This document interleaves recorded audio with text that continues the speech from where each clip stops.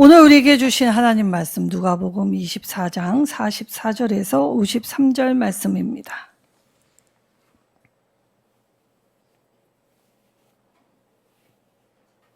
제가 하나님 말씀 받들어 봉독하도록 하겠습니다. 또 이르시되 내가 너희와 함께 있을 때 너희에게 말한 바 곧 모세의 율법과 선지자들의 글과 시편의 나를 가리켜 기록된 모든 것이 이루어져야 하리라 한 말이 이것이라 하시고, 이에 그들의 마음을 열어 성경을 깨닫게 하시고, 또 이르시되 이같이 그리스도가 고난을 받고 제3일에 죽은 자 가운데서 살아날 것과 또 그의 이름으로 죄 사함을 받게 하는 회개가 예루살렘에서 시작하여 모든 족속에게 전파될 것이 기록되었으니 너희는 이 모든 일의 증인이라. 볼지어다 내가 내 아버지께서 약속하신 것을 너희에게 보내리니 너희는 위로부터 능력으로 입혀질 때까지 이 성에 머물라 하시니라. 예수께서 그들을 데리고 베다니 앞까지 나가사 손을 들어 그들에게 축복하시더니 축복하실 때에 그들을 떠나 하늘로 올려지시니 그들이 그에게 경배하고 큰 기쁨으로 예루살렘에 돌아가 늘 성전에서 하나님을 찬송하니라. 아멘. 자, 우리는 주일마다 지금 이 신구약의 맥을 따라 살펴보고 있습니다. 이제 예수님의 승천으로 시작되는 교회, 새로운 시대가 열렸다라고 말씀하실 때 이 교회의 신호탄 출발점에게는 성령이 같이 하셨다라는 걸 볼 수 있죠. 자, 이때 예수님이 승천하실 때 너희는 모여 전심으로 기도하라라고 말씀하셨습니다. 하나님의 일을 할 때에는 우리가 계획도 중요하고 또 그것을 점검하고 협력하는 모든 것도 다 중요하지요. 근데 제일 중요한 것은 기도로 시작하는 것입니다.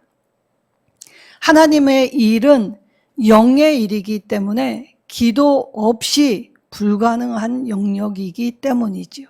이때 전심. 자, 이때의 이들의 처한 상황이 어떠하였습니까? 사실 예수님의 잔당들을 색출하겠노라고 거리 곳곳에 이 군사들이 이 예수를 믿는 자들을 죽이고 옥에 가두고 핍박하는 때였습니다. 자, 그러니 예수님이 승천하실 때 눈에 보이지 않을 때 이들의 마음은 무서웠겠지요. 우리가 하나님의 일을 할 때 두려움 없이 일한다라는 건 거짓말입니다. 우리는 여전히 약하기 때문에 환경이 어려우면 탄식하고 눈물 흘리고 무섭기도 합니다. 그래서 우리의 이 약함을 불쌍히 여기신 예수님께서 모여 함께 기도하라고 하셨던 것이죠. 자, 기도 함께 하면 사실 나 혼자 기도하면 이 시작하였다가 용두삼이 점점 이 기도의 시간을 지키는 것보다는 세상 일에 분주할 수 있습니다. 그래서 시간을 정해놓고 함께 모이게 될 때, 자, 기도의 훈련을 받기 쉽지요. 그리고 이 연합에서는 우리가 이 안에서 기도하는 것, 그래서 합심 기도는 능력이 있습니다. 나 한 사람은 결심하고 시작하여서 하려고 하면 할수록 여러 가지의 어려움이 있기 때문에 공동체성 안에서는 이 약함이 보완되고 함께 할 수 있기 때문에 그래서 전심이라는 말은 두려울지라도 그리고 환경과 상황이 지금 염려가 되고 이 여러 가지의 여건 안에서 내 생각으로는 도무지 알 수 없는 그 깝깝한 답답함, 이 모든 것을 가지고 하나님의 이름을 부르며 그 기도할 때 우리가 세상의 것, 염려가 떠나가고 그 내 염려를 들으실 하나님만 보이는 것, 하나님께 집중하는 것이 바로 전심입니다. 자, 이럴 때 우리의 각자 처해진 상황은 모두가 다 다를 수 있죠. 그리고 문제, 형편 다 다릅니다. 그 각각의 다름을 가지고 하나님 앞에 나와 하나님께 기도할 때에 이제 이 모든 문제와 여건으로 기도하기 시작하였는데 어느새 기도가 깊어지면 그것들은 오간데 없어지고 나를 구속해 주신 하나님으로 가득 찬, 그래서 전심으로 기도하는 건 하나님을 집중하는 것이죠. 사실 살면서 이러한 어려움을 가지고 하나님께 내가 집중하는 건 쉽지 않은 일입니다. 자, 우리가 큰 일 당하면 제일 먼저 뭐라고 합니까? 기도가 안 나온다 라고 하지요. 그래서 예수님은 그 기도가 나오지 않는 상황 속에서 하나님을 발견하는 일, 그때 하나님의 품이 나를 안위하시고 위로하시고 보호하시고 함께 하시는구나를 깨닫게 되는 일이 바로 전심으로 기도하는 일입니다. 자, 이때에 이들은 이 기도할 때 예수님이 약속해 주실 때 몇 날이 못 되어 하나님의 영, 거룩한 영, 성령을 너희에게 보내주시겠다라고 말씀하셨지요. 하나님의 말씀이 육화 예수님의 모습으로 보여지시게 될 때, 자, 예수님이 이 땅에 하나님 나라를 가지고 오시면서 하나님의 말씀을 우리에게 상세하고 깨닫기 쉽게 가르쳐 주셨습니다. 그때의 제자들은 이 육화된 하나님의 말씀, 예수님이 하신 말씀은 반드시 이루어짐을 보게 되었지요. 그래서 그 약속을 믿고 기다릴 때 이 성령의 부으심으로 담대하게 감당할 수 있는, 그래서 사명 중심의 삶을 살아갈 수 있게 이 도우시는 영을 보내주시겠다 말씀하여 주셨습니다. 자, 그리고 이들이 모여 기도할 때에 오순절 성령 사건이 일어나게 되었지요. 자, 그럼 성령 받은 증거가 무엇이었을까를 보게 될 때, 자, 그러면 우리가 방언, 자, 사도행전을 시작할 때 이들이 이 누가복음의 이 말씀과 이어질 때 성령이 불에 혀같이 갈라지는, 그리고 크고 강렬한 바람이 불었다라고 이야기하죠. 그리고 이 예수님이 말씀하신 성령이 마침내 임하게 된 펼 때 이 120명 모두에게 임하게 되는 일이 발생하였습니다. 자, 그러면 이때의 형상이 어떤 현상이었냐? 이 성령의 크고 강한 이 불바람이 불게 될 때에, 자, 그들의 입에 성령으로 말하게 하심을 따라 방언을 하게 되었다라고 하였지요. 이때 각지에서 온 사람들이 이들을 모두 보았다는 것입니다. 옆에서 지켜보고 있을 때에 이들 모두가 너무나 놀란 이 사건이 되었지요. 왜냐? 각 나라 말로, 한 번도 그 나라에 가본 적 없고 배운 적 없는데 각 나라 말로 방언하기 시작하였다는 것입니다. 자, 근데 오늘날 우리가 하는 방언과 이때 오순절 성령 사건에 임하게 됐을 때의 방언은 다른 방언입니다. 우리가 하는 방언은 이 타 외국어로 하는 방언이 아니죠. 우리의 영이 이 예수님 앞에 이 기도하는 영으로 방언을 하기 때문에 사실 우리가 외국어로 하는 방언이 아닙니다. 그래서 영어로 하는 방언이기 때문에 더 점검이 필요하지요. 자, 그럴 때에 이 영의 방언, 자, 근데 이 영의 방언을 하면 우리가 성령 충만하다라고 착각을 합니다. 간혹 은사를 가진 자들 중에 방언을 통변하게 될 때 스스로는 하나님의 영에 있대요. 정말 뜨겁게 기도하는 것 같지만 실상 하나님을 향해 삿대질을 하고 욕하는 방언, 마귀 방언도 있다는 것입니다. 그러면 오늘 이 방언 무엇이었을까? 이때의 이 사건은 모든 이들이 놀란 이 표식이 되었기 때문에 이때의 방언과 오늘날 우리가 하는 방언은 차이가 있다는 점을 우리가 숙지해야 하지요. 자, 그러면 이때의 방언, 성령 받았다는 결과의 한 부분일 뿐이었다라고 말씀을 하시죠. 왜냐? 성령 받음에 있어서 방언이 꼭 필요 충분 조건이 아니라는 말입니다. 방언을 못하면 성령이 충만함을 받지 못한 상태가 됩니까?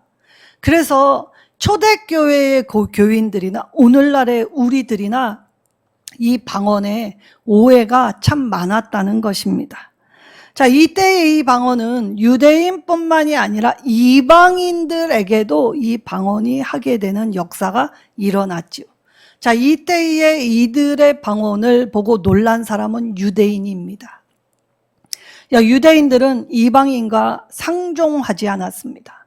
그런데 이 예수님의 영이 이방인에게 임하게 되었다는 것 자체가 유대인들에게는 놀라운 사건이 될 수밖에 없지요. 그러니 유대인에게나 헬라인에게나 이 방언의 사건은 이 놀랍고 놀라운 이야기였습니다. 근데 사실 우리가 이 성령 충만이라는 단어 안에 이 자꾸 어떠한 능력적인 부분으로 성령을 인지하기 때문에 우리가 이 성령을 오해하기 쉽지요.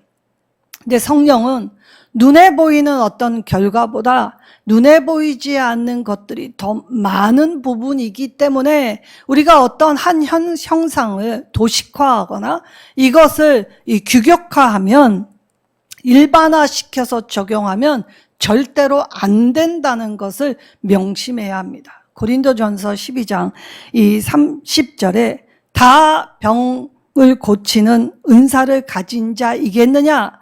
다 방언을 말하는 자이겠느냐? 다 통역을 하는 자이겠느냐라고 이야기를 하였지요.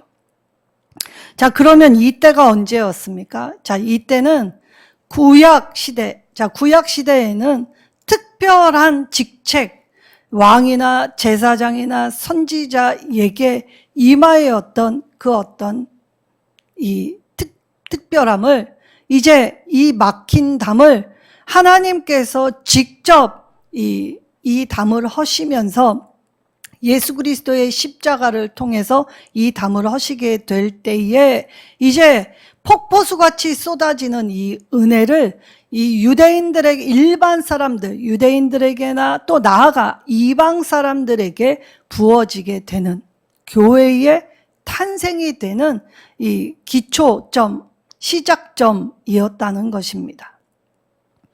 자, 그러면 이 교회의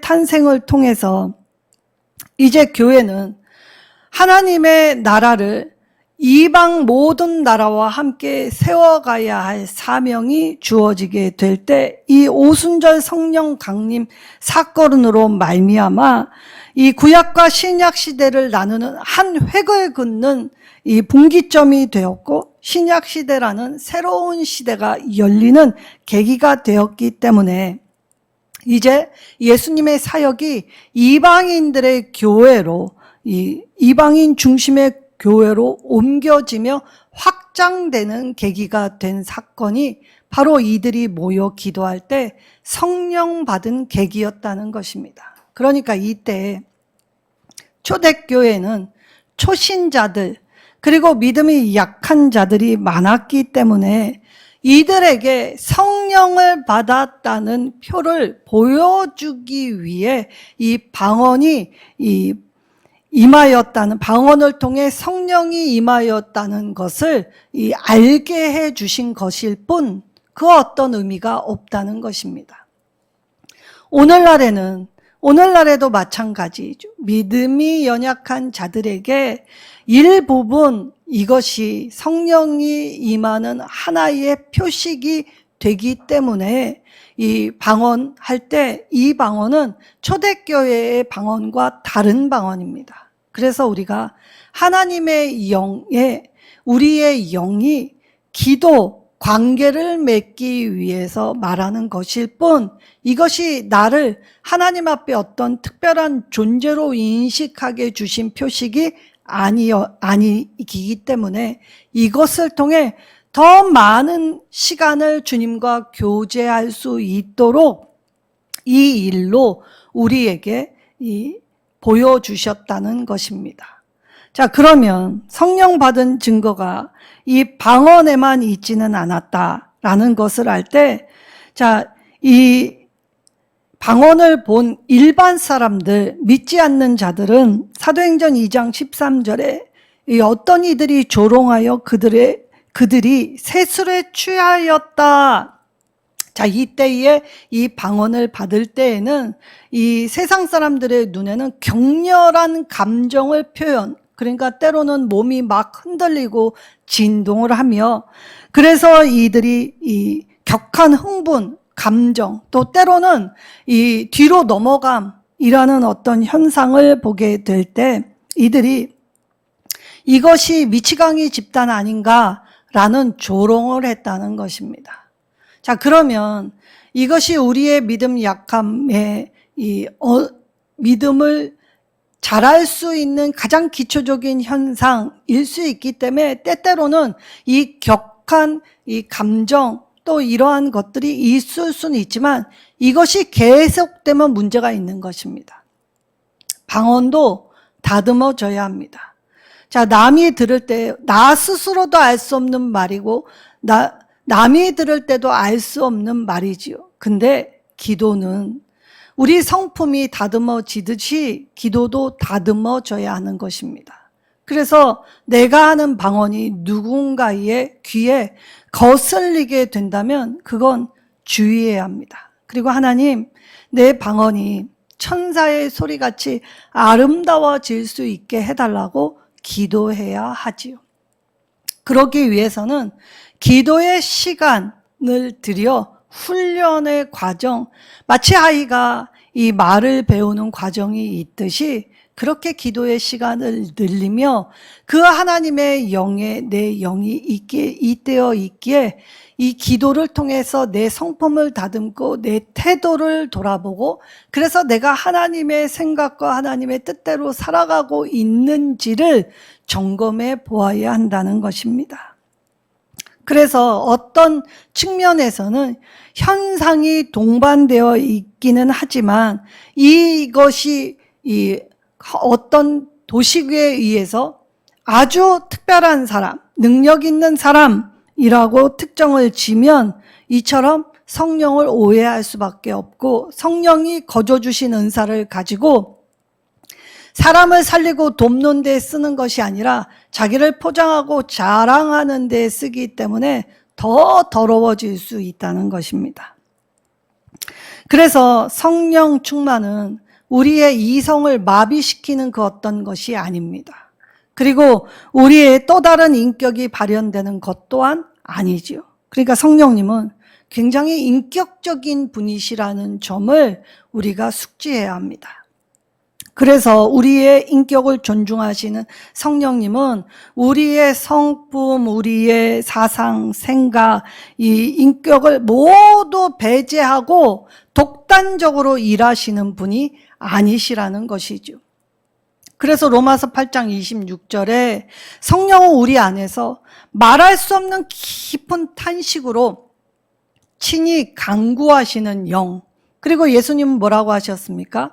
내가 하나님의 영을 너희에게 보여줄 때 그제야 비로소 예수님의 말씀이 기억나게 하리라. 그래서 말씀을 기억나게, 그래서 말씀을 따라갈 수 있도록 도우시는 영이시라는 것입니다.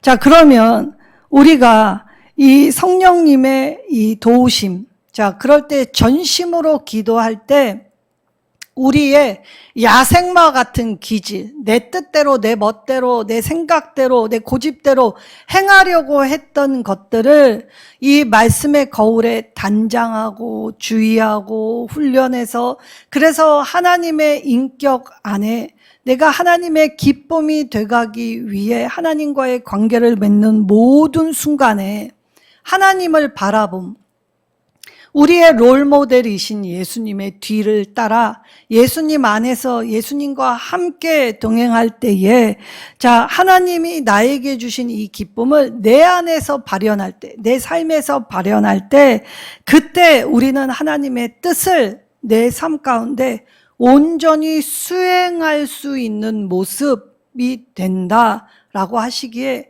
성령 충만은 내가 하나님 뜻대로 바르게 살아갈 수 있도록 하신다는 뜻입니다. 자, 그리고 성령 충만은, 자, 우리는 이 마치 물병에 물이 이렇게 줄어들면 그 물병에 물을 채우려고 하는 것이 성령 충만인 줄 착각하는데, 그건 매우 잘못된 것입니다. 성령은 모자르거나 부족하는 것이 아닙니다. 그러니까 끊임없이 뭔가를 좀 달라, 더 채워달라라고 하는 건 이 우리의 영적 거지근성을 이야기하는 것이죠. 자, 이들이 자유인으로서 이집트에서 광야로 나아갈 때 이들의 이 거지근성, 노예근성은 여전히 광야에서 하나님 주시는 자유를 누리지 못했습니다. 그래서 이 이집트에서 노예로 살 때에는 힘들다, 어렵다, 하나님 앞에 좀 건져 구원해달라 해놓고는 광야에서의 자유가 올 때 이 자유를 어떻게 만끽할 줄 모르니까 자기가 배워왔던 거, 보아왔던 거, 그리고 채우려고 했던 세상 방식으로 끊임없이 하나님을 시험하고 불순종한 모습을 갖추게 되었지요. 진리가 자유케 한다는 뜻을 모르니까 봉사 좀 더 하고 조금 더 헌금하고 예배 빠지지 않으면 내가 하나님 앞에 잘하고 있는 것이려니 라고 생각한다는 것입니다. 자, 그러면 더 달라라는 것이 잘못됐다. 왜냐? 성령이 말할 수 없는 탄식으로 친히 간구하실 때, 자, 우리의 상태가 좀 좋으면 성령님이 충만케 함께 하시고, 우리의 상태가 조금 삐끗하거나 모자르면 성령님이 떠나가서 멀리 가 계시는 분이십니까? 성령님은 우리와 분리되지 않으시는 분이십니다.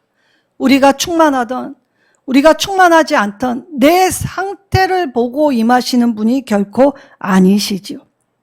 그래서 우리가 하나님을 믿을 때 그 믿음을 보시고 우리의 약함도 모자람도 있는 모습 그대로 기뻐하시는 것입니다.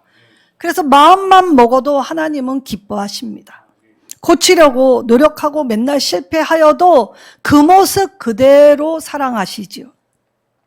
자, 그렇다면 성령 충만, 자, 성령의 충만함을 받으라고 예수님은 말씀하셨지요. 이때 에베소서 5장 18절에도 술 취하지 말라 이는 방탕한 것이니 성령의 충만함을 받으라라고 명령하셨습니다. 그리고 강조하여 주셨지요. 그러면 성령의 충만함은 무엇이냐라는 것을 깨달을 때에, 자, 사실 성령이 모자라서 성령 충만 일이 아닙니다. 성령은 늘 내주하고 우리와 함께 하시지만 우리가 성령의 조명함을 받고도 성령의 도우시는 힘을 의지한다 하면서도 내가 연약해서 성령님이 말씀하신 대로 온전히 믿지 못하고 온전히 따르지 못하는 그 연약함 때문에 성령의 충만함을 받으라라고 하셨던 것이지요. 자, 그러면 우리의 기도를 좀 교정해 볼 필요가 있습니다. 자, 종종 기도자들 중에 성령의 기름 부으심을 부어주시며 라고 이 잘못된 기도를 합니다. 왜 그렇습니까?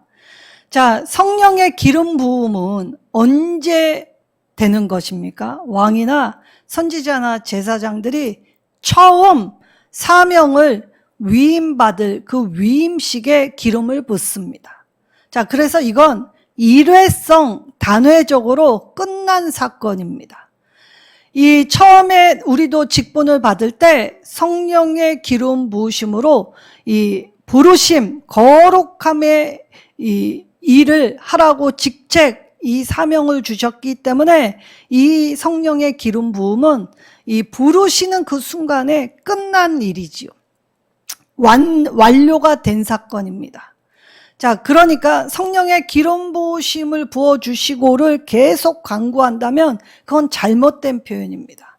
그러면 오늘 예수님의 말씀처럼 성령의 충만함을 강구할 때, 자, 성령의 충만함 속에서도 이 모자람을 채우려고 하는 것이 아니라 끊임없이, 그러니까 성령 충만은 우리가 어떤 현상의 이 끝판, 그래서 내가 강렬했던 경험이 아니라 매일매일 말씀 읽고 말씀 들으며 내가 한때 열심히 한 걸로 끝인 게 아니라 늙어서 힘이 없는데도 불구하고, 자, 종종 이 어르신들, 장로님들, 권사님들, 직분자들을 보면 나 한때 많이 일했다. 지금은 쉴 때다. 지금 내가 일하면 젊은 사람들에게 일할 수 있는 기회를 줘야지 내가 나서면 안 된다.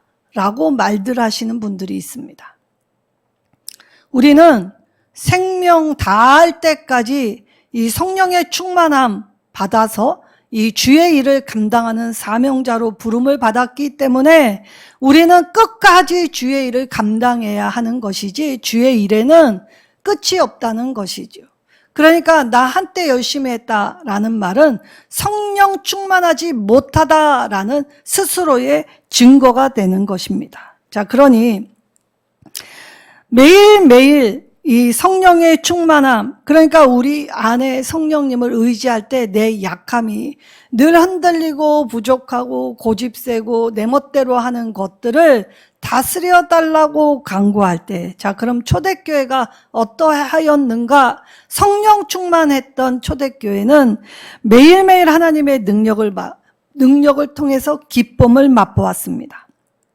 이때 이들은 하나님 주시는 이 기쁨 때문에 세상이 자신들을 어떻게 생각하든지 아랑곳하지 않고 예수님을 증거하였지요. 자, 예수님을 증거할 때에, 자, 이 복음의 핵심이 무엇입니까? 부활이었지요. 자신들도 예수님이 부활하신 것을 보기 전까지는 믿지 못했습니다. 근데 부활이 실제 있다는 걸 깨달을 때에 사명은 이 부활을 전해주는 일이었기 때문에, 자, 그럴 때 이 부활의 증인으로서 우리가 행해야 하는 것, 전도였다는 것이죠. 그래서 끊임없이 전도하였습니다. 이때에는 전도하면 핍박받았습니다. 전도하면 생명의 위협을 받았죠. 근데 하나님 주신 이 기쁨이 너무 컸기 때문에 자기의 생명을 아랑곳하지 않고 전할 때, 죽어가면서도 그 하늘 소망의 충만함으로 하늘이 열리는 영안이 열렸기에 죽음도 불사하며 이 두려워하지 않는 이들의 모습을 세상이 감당 못할 사람이라고 생각했다는 것입니다. 자, 그래서 그들이 전도함으로 성장할 때 사도행전에서는 이 세 가지의 단어로 그들의 활동 영역을 증거하여 주시지요. 왕성하여졌더라, 흥왕하더라, 그리고 더하여졌더라. 자, 이때에 이들의 사정이 어떠하였다고요? 생명의 위협을 받는 순간이었습니다.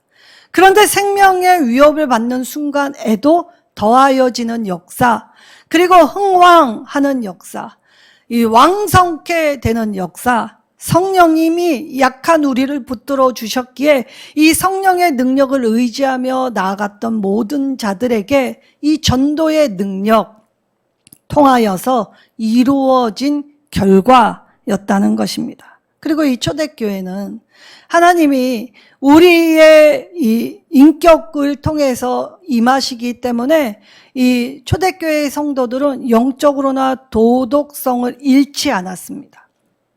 우리가 믿는다고 하여 무례하면 그건 결코 바르게 믿는 자세가 아니라는 것입니다. 그래서 이 초대교회는 믿지 않는 자들에게 선대함, 배려하고 또 이해하며 그들의 어려움을 늘 돌보아 주었고, 그리고 거기에 자기의 공로나 자기의 자랑을 하지 않았지요. 그래서 이 특징 때문에 이 하나됨으로 세상의 전도, 삶으로 전도하였기 때문에 더하여진 역사를 맛보게 되었던 것입니다. 그리고 초대교회는 갈등을 지혜롭게 해결한 공동체가 되었습니다. 자, 이방인 그리스도인과 유대인 그리스도인들이 율법을 지키는 일 때문에 교회가 쪼개지게 생겼지요.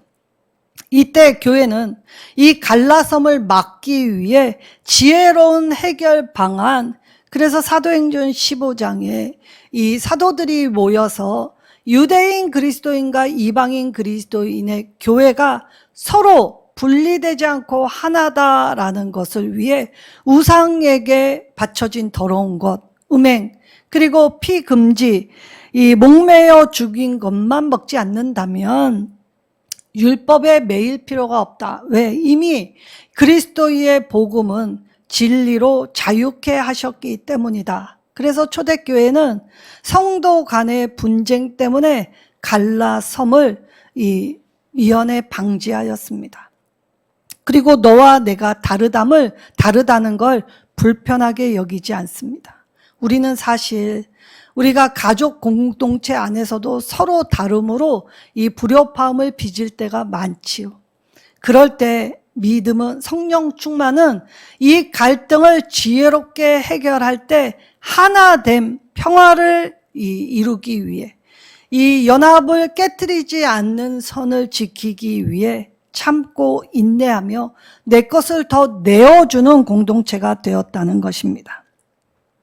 그래서 이스라엘 중심으로 시작되었던 이 구속 사역이 이방인 중심의 교회로 옮겨질 때 교회의 시작은 성령과 함께 시작하였지요. 그래서 교회와 성령은 하나입니다.